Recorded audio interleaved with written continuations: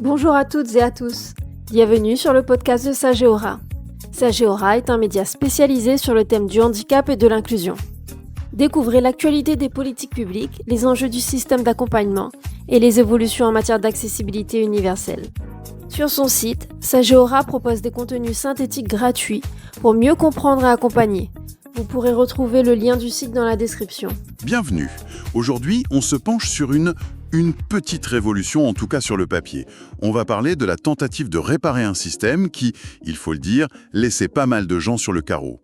Oui, tout à fait. Et pour ça, on s'appuie sur 2 textes vraiment importants sur la politique du handicap en France. Dont le fameux rapport Zéro sans solution, qui a fait beaucoup de bruit à l'époque. Exactement. Et un autre rapport qui en découle sur la démarche Une réponse accompagnée pour tous. Et le but de notre discussion, c'est de comprendre un changement de philosophie, en fait. C'est ça.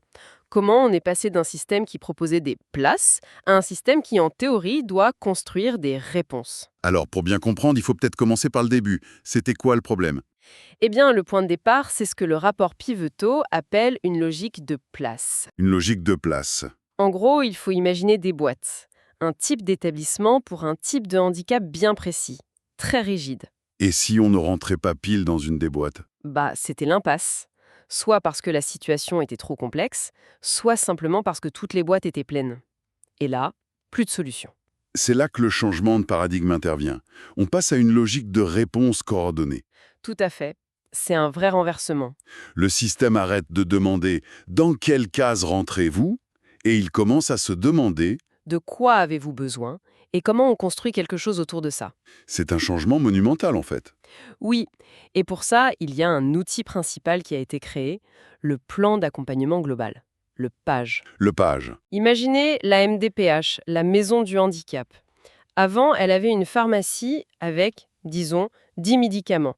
Maintenant, avec le PAGE, elle doit devenir une sorte d'architecte. C'est-à-dire qu'elle doit pouvoir piocher les briques un peu partout, dans la santé, le médico-social, l'éducation, pour construire une réponse unique et sur mesure.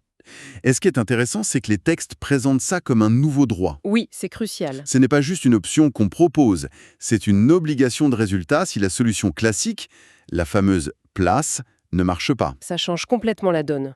Et pour organiser tout ça, la MDPH peut convoquer ce qu'on appelle un groupe opérationnel de synthèse, ou GOS. Alors, réunir les services de santé, l'éducation nationale, le social, la famille, ça sent un peu la réunionnite, non ? C'est le grand risque, bien sûr. Comment on évite que ça devienne juste un endroit où on parle pendant des heures sans rien décider ?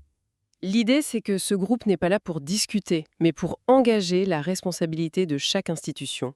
Chacun doit repartir avec une mission, un engagement concret. D'accord. Mais ça, c'est du cas par cas. On bouche les trous un par un. Est-ce que les rapports proposent de changer le système plus en profondeur ? Très bonne question. Et la réponse semble être dans l'axe 2 des rapports. Qui est ? Le renforcement du partenariat sur le territoire. Concrètement, ça passe par des conventions territoriales. C'est-à-dire que les grandes institutions, l'Agence régionale de santé, les départements, l'éducation nationale ? Voilà, tous ces acteurs signent un document où ils s'engagent à coopérer et même à déroger à leurs propres règles pour être plus souples. Mais on sait que la culture du silo, elle a la vie dure. Une signature sur un papier, est-ce que ça suffit vraiment ? C'est toute la question. Ça dépend énormément de la volonté humaine sur le terrain. Et il y a un autre pilier, mentionné dans l'axe 3, qui est tout aussi essentiel, Lequel ? le développement de ce qu'on appelle l'expertise d'usage et l'accompagnement par les pairs. L'expertise d'usage, c'est l'idée que les personnes qui vivent la situation sont elles-mêmes des expertes de leur situation ? C'est exactement ça. On reconnaît enfin que le savoir tiré de l'expérience, le savoir vécu, a autant de valeur qu'un diplôme. Le fameux principe « rien pour nous sans nous ». Voilà, mais qui devient concret. On intègre des personnes qui sont passées par là, des pairs aidants, dans la construction même des solutions. Donc, si on résume, on passe d'un système où c'est l'offre qui dicte le parcours À un modèle où c'est le projet de vie de la personne qui doit forcer le système à s'adapter, à coopérer et à créer du sur-mesure. C'est une ambition énorme. Très. Et ça nous laisse avec une question fondamentale pour la suite. Les rapports parlent d'une solidarité d'engagement entre les institutions. Joli terme. Oui, mais au final, tout ça, ça tient ou ça casse sur un seul point.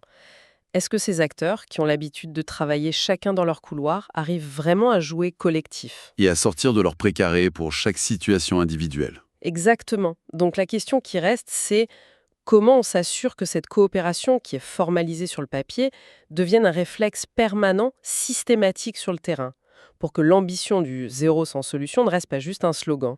Si le podcast vous a plu, abonnez-vous et partagez-le. Sur son site, Sageora propose des contenus synthétiques gratuits pour mieux comprendre et accompagner. Vous pourrez retrouver le lien du site dans la description.